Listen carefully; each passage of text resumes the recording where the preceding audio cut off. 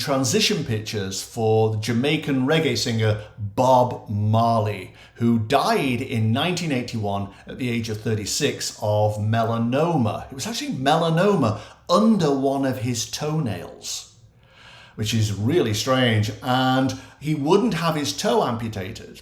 And because he wouldn't, the cancer spread throughout his body into his lungs and his brain, and eventually he died.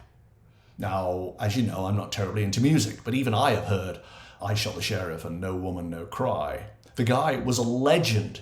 He was born in Jamaica, but following an assassination attempt, moved to London and made that his base. What's fascinating from our point of view is that he was one of the first people anybody asked me to do transition pictures for. And I said, okay, I'll put him on the list and I'll get around to him, but I never did. And I didn't know why. Every time it came up, and loads of people have asked, every time it came up, I thought, I don't feel like doing it. I might try and then stop. I had no idea why. And now this week I finally did it and I realize why. Because there's a small thing in Bob Marley's transition pictures which solves a puzzle in so many other people's pictures. If I'd done it earlier, I wouldn't have realized what the issue was. Now I do. So basically, I went into the energy for Bob Marley. And when I found him, there was that cave that I always see. It doesn't exist, obviously, it's just metaphorical. But he was circling around it, round and round, as if looking for a place to land. It was a bit like slow motion parachuting. He was gradually getting lower, accepting the inevitability of what was happening. So this may represent the long-term demise of Bob Marley, because eventually he drifted down to the floor, which is, I assume, when he crossed over. As soon as he did so, he felt a rush of, I was going to say energy, but it wasn't really energy. It was like a rush of wholeness. Impediments were taken off. Restrictions were removed. He was suddenly free and energized in his consciousness.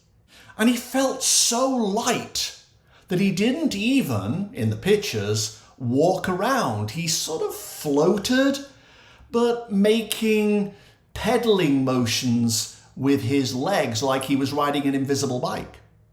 Just steering himself gently this way and that, heading towards the tunnel that I always see when I do these pictures.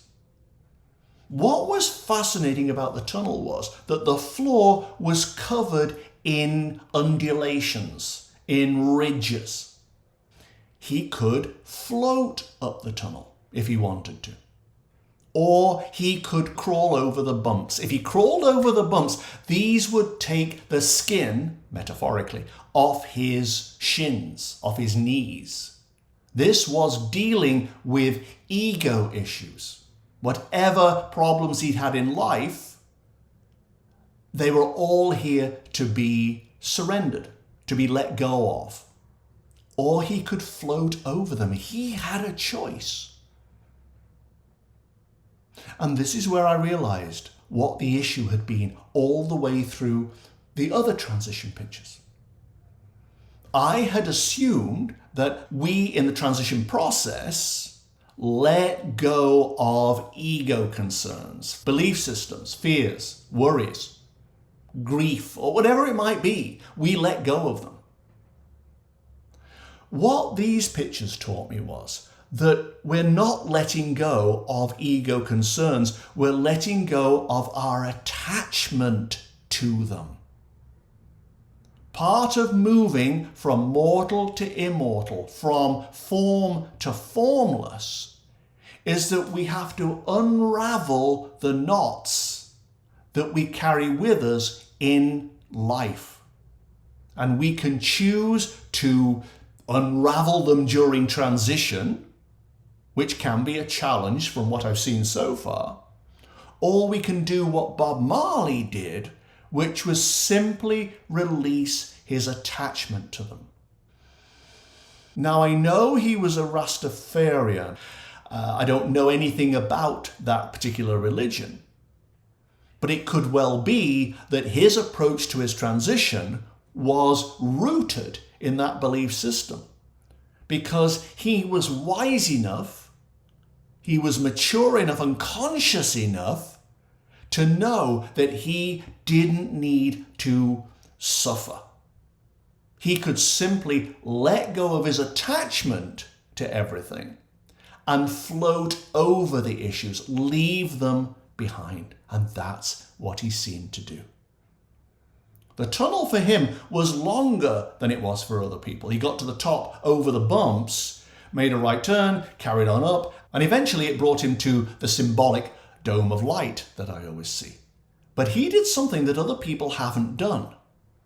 Instead of simply walking into the light or floating into the light or doing whatever, he kind of turned inside out. He went soul first. Now, I know we're talking consciousness anyway, we're not talking a human body here, but he seemed to surrender his soul first to the process. I am whole on the inside. I want to join universal wholeness. Let me take my place in this higher realm. Ascension was undertaken not just willingly, but eagerly, enthusiastically. His spiritual elevation must have begun long before he died. This guy, yes, he was a reggae singer and so on, but he must have had an awareness of spirituality or consciousness before he died that he was able to tap into once he was just pure consciousness, because he opened himself up. He turned inside out and led with his soul. Take me, accept me as I accept you. And he went into the light and vanished. It was easy for him. So maybe it can be easy for us all. Maybe if we can say in life, I am prepared to release my attachment to my whatever, guilt, shame, fear, bitterness, anger, grudges, whatever it might be. I am prepared to release that while I'm alive. I choose to release it while I'm alive. And if we do that, then our passage through to the higher realms, whatever those might be, is so much easier. But it's in our power. It's part of our sovereign right to make that choice. Suffering is optional, it seems. And that's what I learned from Bob Marley.